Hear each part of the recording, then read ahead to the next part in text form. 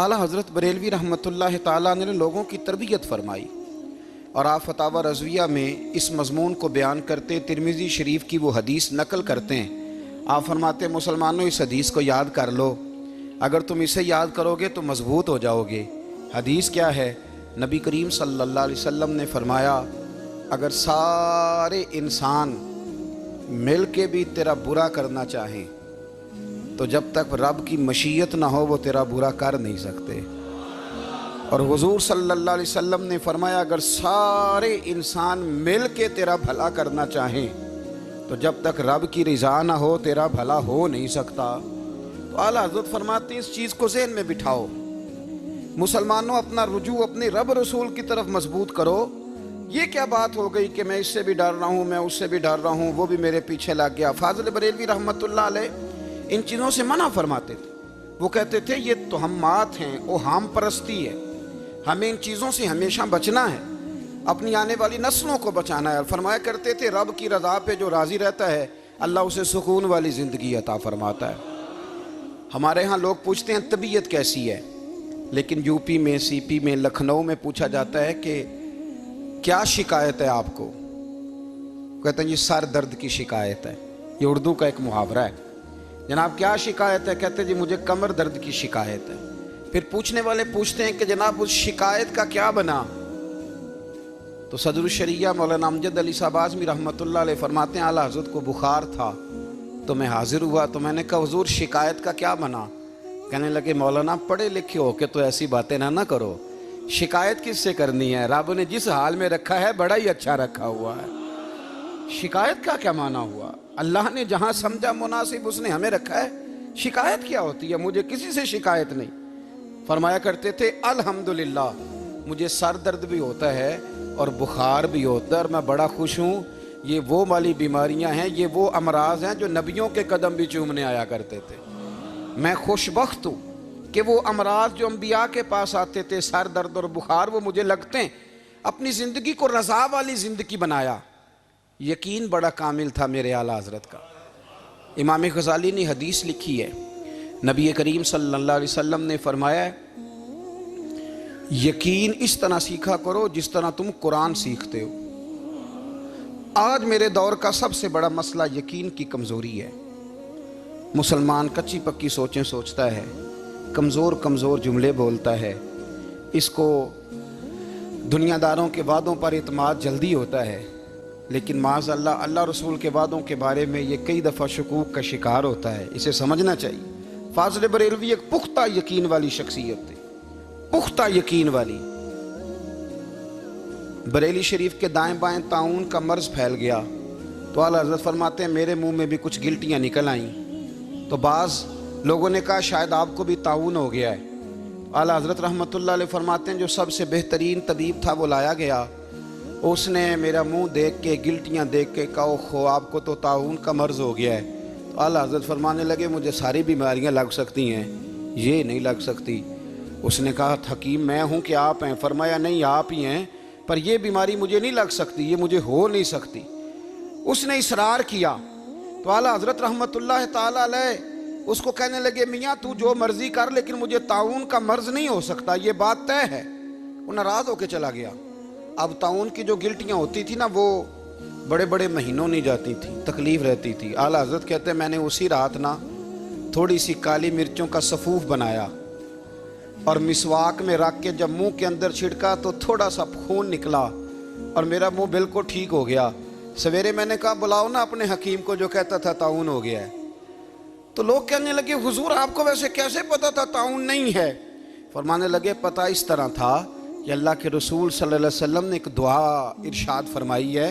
फरमाया किसी मरीज़ को देख के पढ़ लो अल्हम्दुलिल्लाहिल्लज़ी मिम्मब्तला का बिही वफ़द्दलनी अला कसीर मिम्मन खलका तफ़दीला।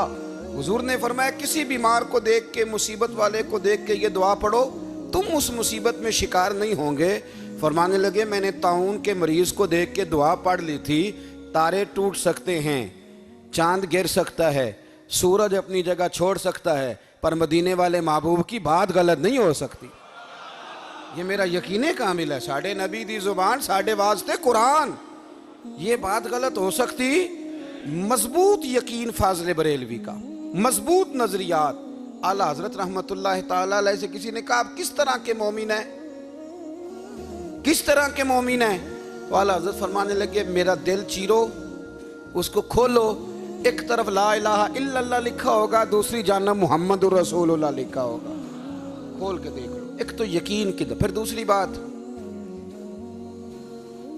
खुश्क लोगों को जिंदगी गुजारने का मजा कोई नहीं आता। जिंदगी गुजारने का मजा उसे ही आता है जिसे किसी से प्यार हो जाता है। बाकी ना देखे ना, एक बंदा जबरन एक शख्स बच्चे पालता है, वो कहता है ये मेरे लिए क्या मुसीबत है 5 बच्चे, और एक शख्स को बच्चों से प्यार हो जाता है। वो जवान भी है, खूबसूरत भी है, पर ईद पे कपड़े नहीं खरीदता, बीवी से कहता मैं पुरानी पहन लूँगा पर बच्चों को नहीं ले दे। तो भाई तेरी ख्वाहिशें मर गई हैं, तेरी खूबसूरतियों की तरफ जाने की आरज़ुएं ख़त्म हो गई। तो कहने लगा सारा कुछ है पर बच्चों से प्यार जो हो गया है। आला हज़रत रहमतुल्लाह अलैह बहुत बड़े फ़लसफ़ी थे, मंतकी थे, बहुत बड़े साइंसदान थे। यहाँ बड़ा संजीदा इज्तिमा है, मैं बड़ी ख़ास बात करने लगा हूँ। सारे साइंसदान कहते हैं ज़मीन घूमती है, आला हज़रत ने इतनी मोटी किताब लिखी है ज़मीन साकन है। फरमाते थे हम जैसे मर्जी साइंसदान कहेंगे, आपने दलाइल दिए हैं।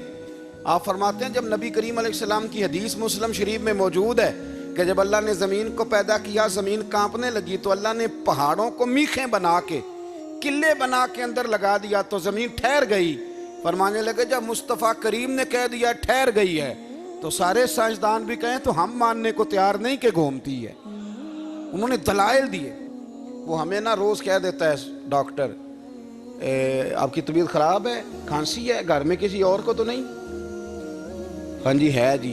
वो कहते उसी की वजह से हो गई है। ओ खुदा के बंदे, नबी करीम अलैहिस्सलाम ने फरमाया बीमारी मुताद्दी नहीं होती, एक से दूसरे को नहीं लगती। और बड़े सादे अंदाज में मुस्लिम की हदीस है, एक सहाबी ने कहा या रसूलल्लाह मेरे ऊँट को उस ऊँट से खारिश पड़ गई है। तो अल्लाह के रसूल फरमाने लगे तेरे ऊँट को तो उससे पड़ी है, तो उसको कहाँ से पड़ी थी? कहने लगा जी वो तो कुदरती मामला है। तो हुजूर फरमाने लगे ये भी कुदरती मामला है। अब हमें जो मर्जी, आला हज़रत के ज़माने में लोगों ने कहा कशिश सकल है, ज़मीन अपनी तरफ चीज़ों को खींचती है। दलील क्या है? वो कहने लगे जी सेब गिरता है तो ज़मीन पे, आम गिरता है दरख्त से तो ज़मीन पे, अमरूद गिरता है तो, अनार गिरता है तो ज़मीन में कशिश है, खींच लेती है। आला हज़रत फरमाने लगे शाबाश, साइंसदान जो कहेंगे हम मानेंगे। फरमाने लगे ज़मीन ने आधा किलो का सेब खींच लिया है, 1.5 पाव का अनार खींच लिया है, पर हमने गुब्बारे में 1.5 छिटांग हवा भर दिया, वो तो ज़मीन से खींचा नहीं गया। ये किस किस्म की कश से शकल है? ये अभी 2 साल पहले डॉक्टर अब्दुल कदीर खान का मजमून छपा था रोज़नामा जंग में। वो कहता है मुझे वो मौलवी चाहिए था जिसके पास कुरान हदीस भी हो और साइंस के उलूम भी हों। कहता मैंने ज़माने के दरवाजे खटखटाए, फिर मैं पहुंचा बरेली के इमाम के पास, और कहता है वहाँ जाके ना मैं ठहर गया हूँ, इसलिए कि मुझे कुरान और सुन्नत का नूर भी मिला है और मुझे साइंस के रमूज़ भी मिले हैं। ये वाहिद शख्स है, ये वाहिद शख्स है जो दीन को साइंस का पाबंद नहीं करता बल्कि साइंस को मदीने वाले का गुलाम बनाता है, मदीने वाले का गुलाम बनाता है। तो आला हज़रत फरमाने लगे अजीब फ़लसफ़ा है ना जी, आम खींच लिया उसने, सेब खींच लिया, अमरूद खींच लिया, पर उससे 1.5 छिटांग वाला गुब्बारा। तो लोगों ने कहा हुजूर फिर मसला क्या है? आप फरमाने लगे मसला ये है कि हर चीज़ अपनी असल की तरफ लौट जाती है। हर चीज़ अपनी, सेब अमरूद अनार ज़मीन से पैदा होते हैं तो ज़मीन पे गिरते हैं। हवा की असल ऊपर है, इसलिए जब गुब्बारे में हवा भरेंगे तो हवा उसको ऊपर ले जाएगी। हाँ जब उससे हवा निकल जाएगी तो फिर गुब्बारा जो जिसकी असल होती है उधर लौट जाता है। इंसान मिट्टी से बना है तो जाता कहाँ है? मिट्टी न ते मिट्टी रहना ही एवं कादी बल्ले बल्ले, अज मिट्टी दे उत्ते बंदिया ते कल मिट्टी दे थल्ले। तो आला हज़रत रहमतुल्लाह ताला अलैह ने ना अपने सारे उलूम को नबी पाक का गुलाम बना दिया। आप फरमाया करते थे आज ले उनकी पनाह, आज मदद मांग उनसे, कल न मानेंगे क़यामत में अगर